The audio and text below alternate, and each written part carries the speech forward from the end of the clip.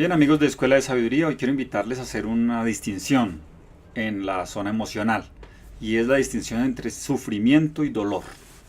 Porque el dolor es directo, el dolor es personal e intransferible, es necesario para la existencia. Sin el dolor no podríamos sobrevivir. Es uno de los impulsos adaptativos más importantes. Por eso el dolor no es placentero, no es agradable. Suele ser machacón hasta que no lo atiendas, te obliga a atenderlo. El dolor ocurre porque necesitas atender algo. El sufrimiento, en cambio, es una construcción de la mente, sobre todo cuando hablamos de el sufrimiento psicológico. Es decir, más o menos ocurre lo mismo que en el dolor, es decir, algo que no está bien tiene una señal clara para que yo atienda eso. Entonces, por ejemplo, si estoy ante una pérdida de una persona, de un familiar, de un ser querido, pues experimento sufrimiento. Sucede más o menos igual. Tengo un disconfort, hay algo que no funciona. Es decir, hay un modelo adaptativo que ya no funciona, que ya no está.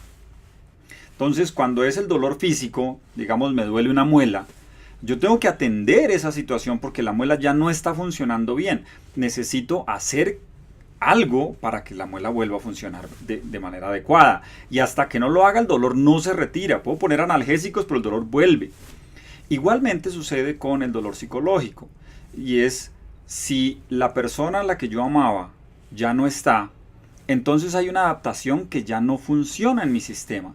Si he estado diciendo no puedo vivir sin ti, tú eres mi vida, eres lo más importante, definitivamente la vida no tiene sentido sin ti, y resulta que esa persona ya no está, evidentemente el sufrimiento me está señalando que hay un programa mental, que hay una disposición emocional que ya no funciona, que adaptativamente está desactualizada, que la vida ya va caminando por otro lado y que yo necesito generar un programa de adaptación.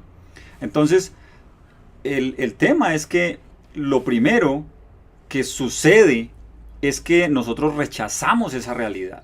Es decir, solemos rechazar la situación nueva. Queremos hacer de cuenta que el ser querido sigue ahí.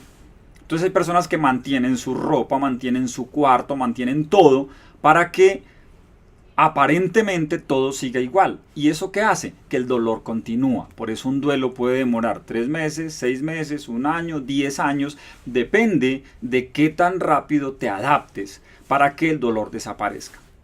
Por eso es bien importante. La persona que sufre mucho, que tiene mucho sufrimiento en su vida, es una persona que está desadaptada, digamos, a la situación.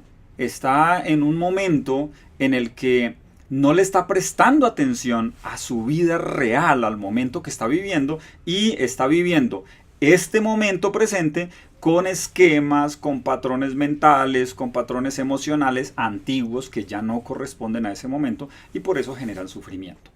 Entonces, hay dos cosas que yo invito a hacer para pasar el sufrimiento, para sobrepasarlo, para ir más allá.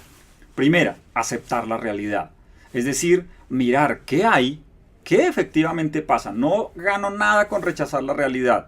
Porque en la medida en que yo me apego a una realidad que ya no existe, que ya no es, la vida continúa, la vida no espera a nadie, ella fluye igual, aunque haya una zona de mi vida en la que yo me quedo estancado.